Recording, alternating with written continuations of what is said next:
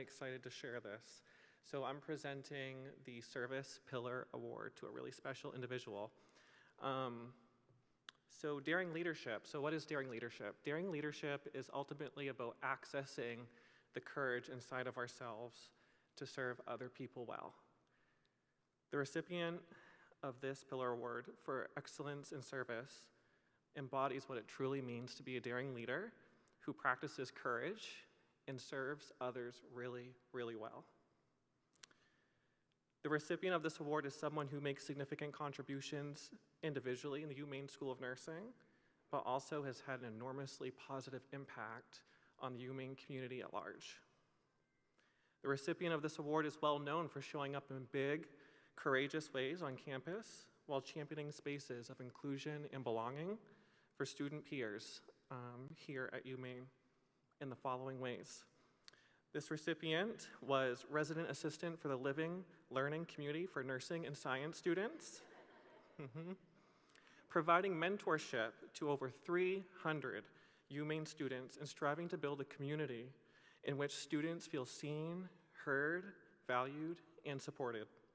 As a result, this recipient was previously recognized as Resident Assistant of the Year. This recipient is also a member of the Asian Student Association, proudly representing this student organization at the annual UMaine Culture Fest, promoting the personhood, visibility, and inclusion of Asian students at UMaine, and teaching the greater UMaine community about various Asian cultures.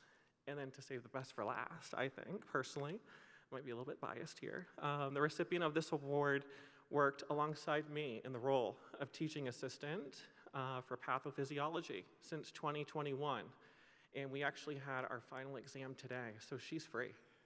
Yeah. 2 years, 2 whole years, that's a lot. Okay, so here's what I have to say about this situation. Okay, anyone who, A, willingly chooses to TA for pathophysiology, pathophysiology, right? And then B, has the patience to work alongside me, deserves a medal, okay? Deserves a big award.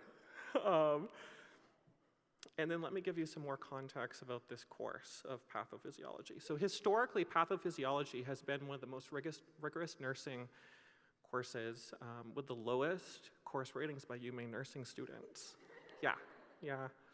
I'm happy to report that the recipient of this award helped transform this course with me into one of the highest rated courses by UMaine nursing students. The recipient of this award supported students for the past 2 years and myself, and I am so, so grateful for that. And simply put, this recipient really represents the heart and soul of UMaine nursing. I'm excited to announce that the recipient of this award has recently accepted a job offer from the prestigious and highly competitive nurse residency program at the Beth Israel Deaconess Medical Center, which is a Harvard Medical School teaching hospital located in Boston, Massachusetts. All right, come on up. Ivalani Callahan, yes.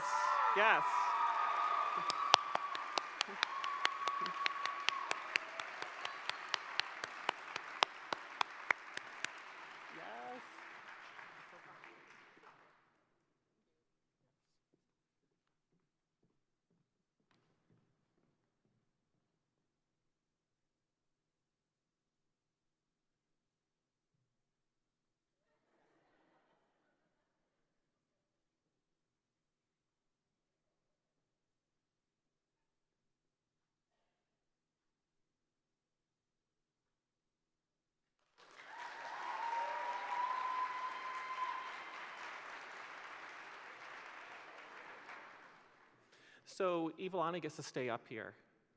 Her class chose her to present and kind of reflect on their years here in the nursing school. So give it up to Ivalani, all right?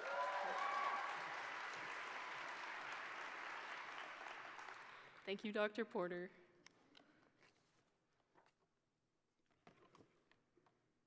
I just got my nails done, so I hope I can flip through the pages. Okay. Hey, nurses.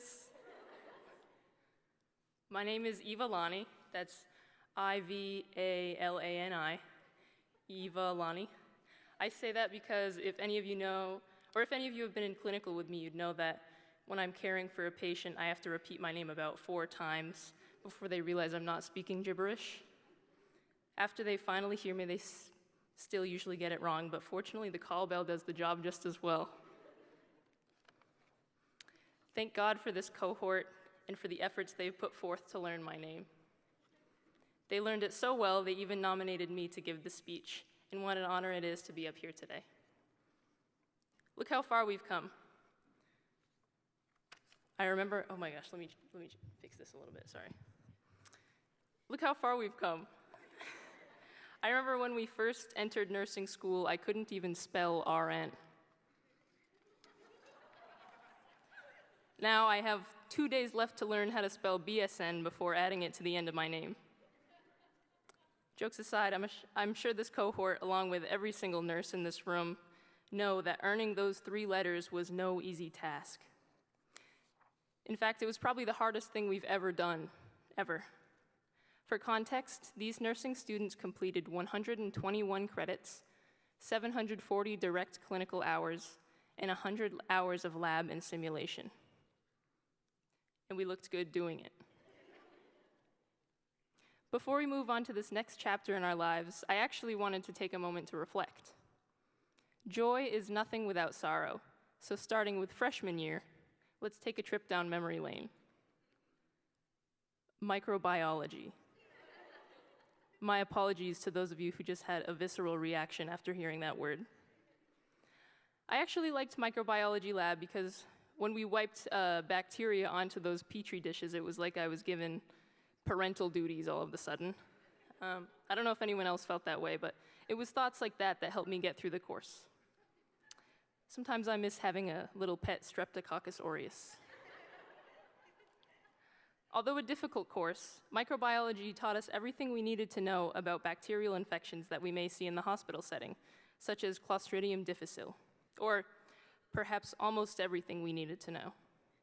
What microbiology lab did not teach us about C. diff, however, was that it has a certain fragrance, and a strong one at that.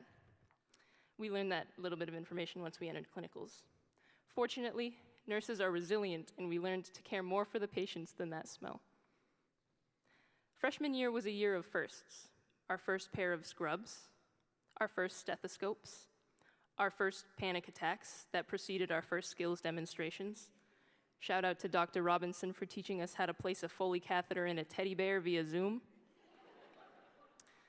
And who could forget our first global pandemic? It's amazing to see how everything that nurses endured during the pandemic, we sit here today ready to conquer the world of healthcare. After being sent home to finish our first year of nursing school, this cohort kept progressing, which takes us to sophomore year. Fall semester of sophomore year was a breeze. After a rigorous semester in microbiology, we finally got a bit of a breather and learned more about our Lord and Savior Florence Pugh. Oh, Florence Nightingale, wrong person.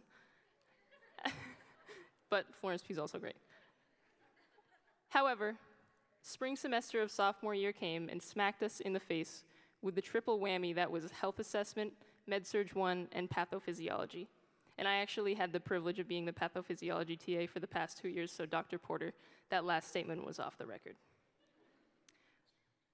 Those courses were difficult, but also taught us so much. Sophomore year was where we had our first clinical, our first patients, the people we strive to spend time with, to learn about, and to care for. Sophomore year was crucial, and I'm grateful for the hardships that presented themselves during this period of our nursing school journey. Junior year was our introduction to pharm, and I don't mean Old MacDonald. I mean taking an online course and attempting to learn every single medication ever. Pharmacology was one of the hardest courses we have ever taken, but has also proven to be one of the most rewarding. Learning about all the different medications, their possible adverse effects, what they treat, and how the heck to pronounce them was paramount to clinical. It was amazing to see how each medication was utilized in each facility. We learned how to hang antibiotics in med-surg rotations, how to perform thorough mouth checks in psychiatric rotations, and how to ask pediatric patients if they wanted the cherry or the grape-flavored Tylenol. Each patient population is different, and us nursing students learned how to adapt and how to be a lifelong learner, especially when it came to medication administration. Junior year was where I personally held my first baby in our OB rotation. Shout out to Mia Stamey for her patience in showing me how to hold a baby. Mia, I just want to let you know that I haven't held a baby since that clinical. That's how exclusive and special that experience was. Junior year was also the year where some of my peers and I performed post-mortem care for the first time. This was a pivotal moment in my college career and changed my views on life forever. We learned firsthand about how precious life is and how to care for individuals in each stage of life. Junior year was riddled with the essence of teamwork and compassion. Senior year, which is now coming to a close, flew by, just how everyone said it would. Senior year fall semester was busy with 3 simultaneous clinicals, applying to our long-awaited partnerships, and pediatrics. Senior year wouldn't have been senior year if it wasn't for pediatrics with Dr. Tedesco Schneck, who ingrained the signs and symptoms of epiglottitis into our brains forever. So I know to put that tongue depressor away. And now we're here. These past 4 or so years may have felt haunting. Well, they were just haunting, but they're done now. Am I sad to be leaving such an incredible program in Cohort? Yeah, I'm going to miss Bree Oakes and Tori Klein and their constant hand-raising tendencies.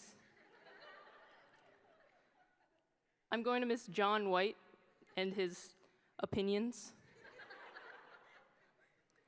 I'm going to miss Ashley Holmes and Ada Hepler, who have a combined IQ of 12 million. I'm going to miss the dark humor that Caroline Spencer brought to the table. I'm going to miss my dear friends Camden, Mackenzie, and Sarah for eating pizza with me in the Bears Den after class. I'm going to miss Tina Jones from the Shadow Health General Hospital. And I'm going to miss you, Maine. But I know that we're all going to try our hardest to better this world. Before I conclude, I just wanted to make a few final remarks. First off, I hope no one ever reads my laptop search history from the past 4 years. If anyone were to find what I've Googled over the past 4 years, they'd probably think I'm a hypochondriac with an affinity for Googling signs and symptoms of hypoglycemia and gangrene. Secondly, I hope my first few patients have patience with me, because as my partnership preceptor Miranda knows, it takes me an absurd amount of time to open any oral medication. Lastly, I hope we all continue to strive to be better nurses and people. Nursing is a difficult profession and can lead to burnout and compassion fatigue, but it doesn't have to inevitably lead to that. It's important to take care of yourself, seek help when you need it, and be mindful of the work you're doing. Think critically, speak compassionately. At the end of the day, our patients are not lab values or diagnoses. They're people trying to live in this world just like you and me. I want to thank you all for coming tonight. This is a special night to celebrate. We are extremely grateful that you were all able to join us, whether you're a graduate, a family member, a friend, a faculty member, a donor, a local hospital administrator, a dean, or if you're just passing by. I also want to recognize Dr. Patricia Poirier, who is retiring later this year after 17 years at the University of Maine School of Nursing. Your dedication to nursing students is admirable. This cohort is bound to do incredible things thanks to this program and to all of those who supported these nurses. Tomorrow will be a brighter day. Thank you for listening.